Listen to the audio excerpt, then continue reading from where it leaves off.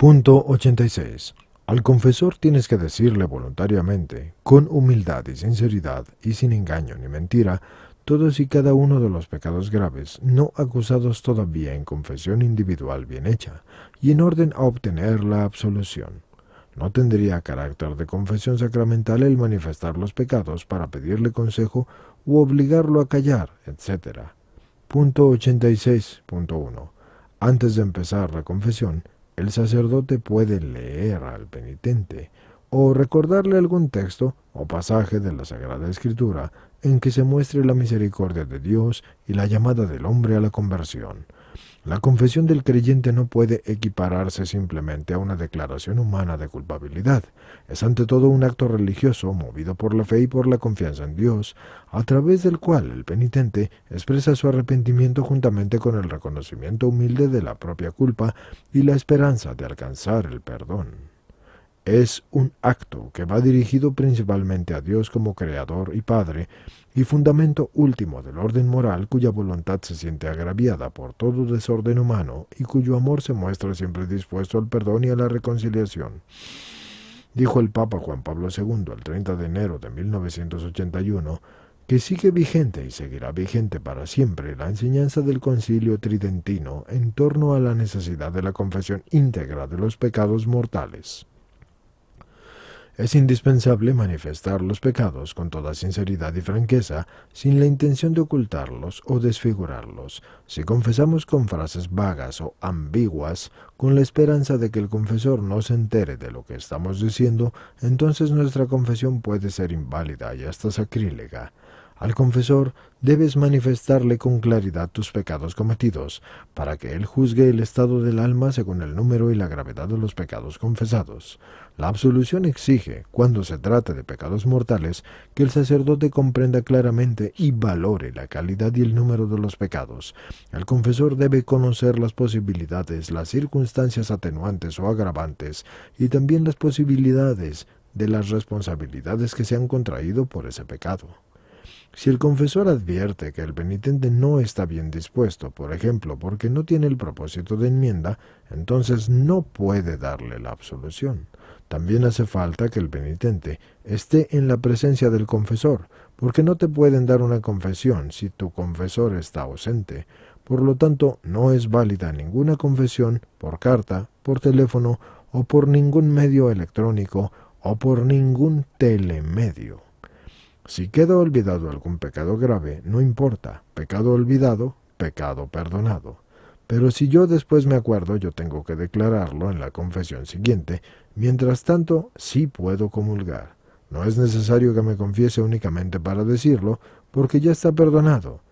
Pero si la confesión estuvo mal hecha, es necesario que confiese de nuevo todos esos pecados graves en otra confesión que haga bien hecha. La obligación de confesar todos los pecados graves, ciertamente cometidos y ciertamente no confesados, puede considerarse dispensada cuando el penitente tiene una imposibilidad de orden físico o de orden psíquico. En alguna circunstancia excepcional, se justifica el callar un pecado grave en la confesión, una vergüenza invencible de decirlo a un determinado confesor, por ejemplo, por la amistad que se tiene con él, y no ser posible acudir a otro.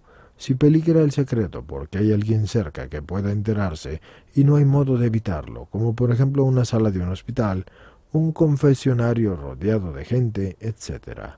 En esos casos basta con decir: yo me arrepiento de todos mis pecados, tengo propósito de enmienda.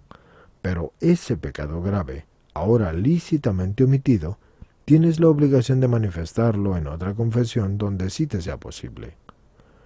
Hay circunstancias en las que se puede dispensar de una confesión íntegra y bastaría una manifestación de arrepentimiento general, como sería el caso de una persona moribunda o escrupulosa.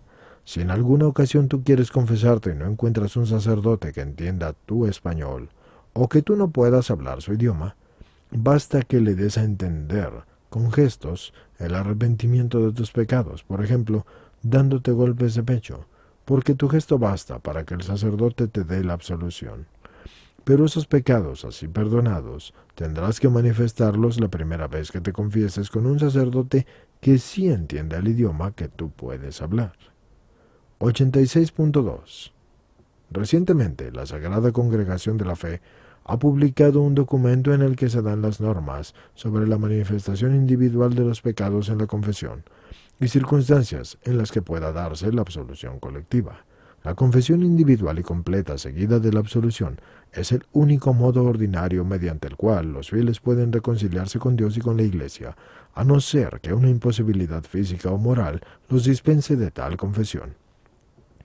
Es lícito dar la absolución sacramental a muchos fieles simultáneamente confesados solo de un modo genérico, pero convenientemente exhortados al arrepentimiento. Cuando visto el número de penitentes no hubiese a disposición suficientes sacerdotes para escuchar convenientemente la confesión de cada uno en un tiempo razonable, y por consiguiente los penitentes se verían obligados, sin culpa suya, a quedar privados por largo tiempo de la gracia sacramental o de la Sagrada Comunión. Pero no se considera suficiente necesidad cuando no se puede disponer de confesores a causa solo de una gran concurrencia de penitentes, como puede suceder en una gran fiesta o peregrinación.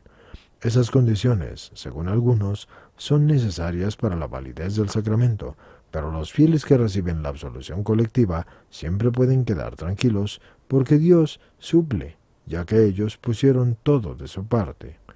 Hay un principio teológico que dice: al que hace lo que está de su parte, Dios no le niega su gracia.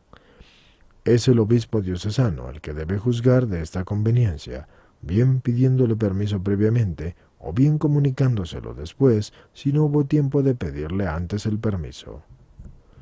El 18 de noviembre de 1988, la Conferencia Episcopal Española publicó un documento aprobado por la Santa Sede, en la que declara que hoy en España no existen circunstancias que justifiquen la absolución sacramental general. Y el arzobispo de Oviedo, el doctor Gabino Díaz Merchant, dijo a los sacerdotes del arciprestazgo de Avilés Centro que las absoluciones colectivas, sin cumplir las condiciones dadas por la Iglesia, son ilícitas e inválidas. La razón es que el ministro que confecciona el sacramento tiene que tener la intención de hacer lo que quiere hacer la Iglesia, y la Iglesia no quiere que se administre el sacramento de la penitencia fuera de las condiciones que ella ha impuesto. Quienes hayan recibido una absolución comunitaria de pecados graves tienen que estar dispuestos a hacer, a su debido tiempo, una confesión individual de todos los pecados graves que en las presentes circunstancias no han podido individualmente confesar, y después confesarse individualmente antes de recibir de nuevo otra absolución colectiva, y en todo caso antes del año, a no ser que por justa causa no le sea posible hacerlo. Si después de recibir la absolución colectiva el penitente no cumpliera con la obligación de confesarse individualmente de los pecados graves que le fueron perdonados y le han sido absueltos en esas circunstancias, pecaría gravemente por omitir una parte integrante del rito sacramental. Los fieles que quieran beneficiarse de la absolución colectiva por estar debidamente dispuestos, es decir, que deben tener arrepentimiento de sus pecados, propósito de enmienda y voluntad de reparar los daños ocasionados, también tienen que manifestar mediante algún signo externo que quieren recibir dicha absolución, por ejemplo, arrodillándose o inclinando la cabeza, etc.